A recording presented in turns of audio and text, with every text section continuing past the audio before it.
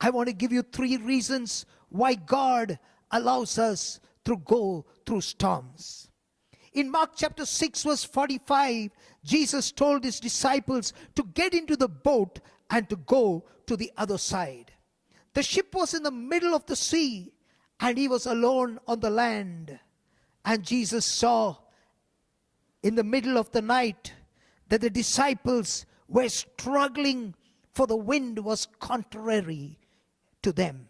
At that time, no one came to their rescue, but Jesus came walking upon the water.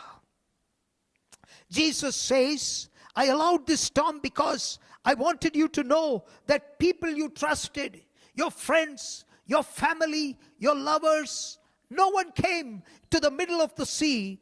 Only I have come to the middle of the sea walking on the water. Another name for Jesus given in Revelation 19:11 is the faithful one.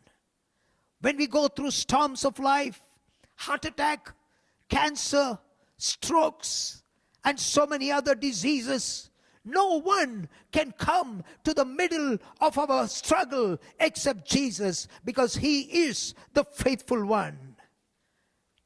One pastor, he worked for his family all his life.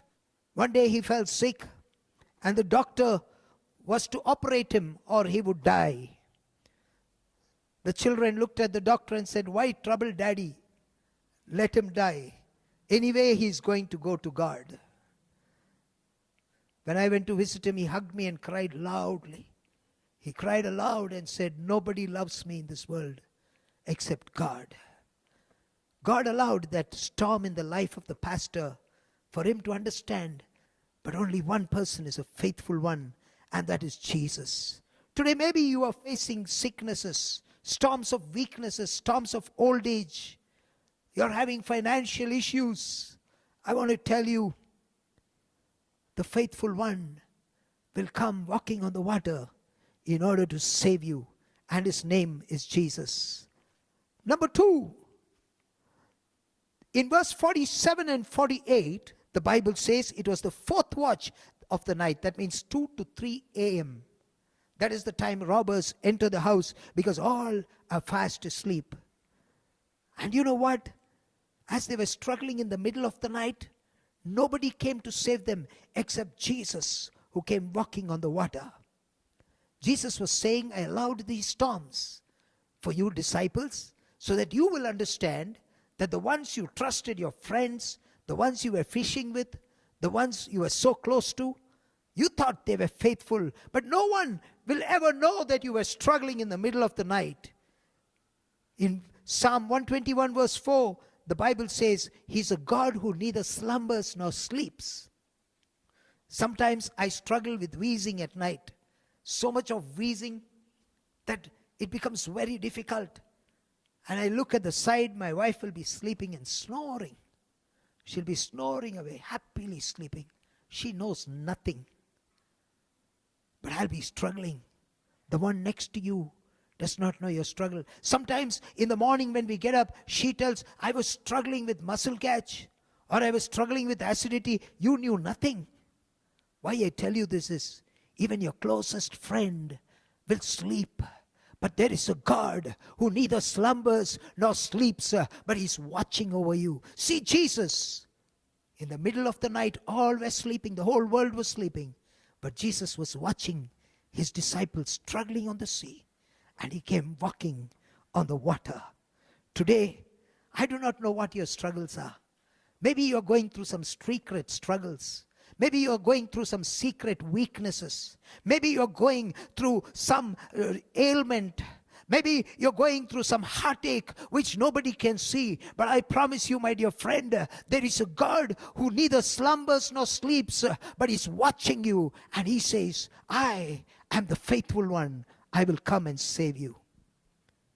Yes, the second reason why God allows storms in our life is for you to know that he is watching you and he will uphold you even if you fall. Number 3, in Mark 6:51, it says, Jesus As soon as Jesus entered the boat, the winds ceased and there was a calm. Till Jesus stepped into the boat, the winds were there, the storms were there, and the boat was rocking. But when Jesus stepped inside the boat, the storms ceased to exist. In other words, only when Jesus entered the boat, there was a victory over the storm. There was a bear and a cub. The cub was drinking water when he saw a big lion on the other side of the river, staring at him and growling. But he opened his eyes and he looked at the lion. He kept looking. And after some time, the lion went back, and it turned away and went away. The cub was so happy. He said, I'm going to tell my mommy that the lion saw my stare and it went away. And as he turned back to run to his mother and say, what happened? There was his mother just behind him, standing and staring at the lion. Why I tell you this is, sometimes we feel we are successful because of our greatness, but it is not our greatness. It is because Jesus is just by your side.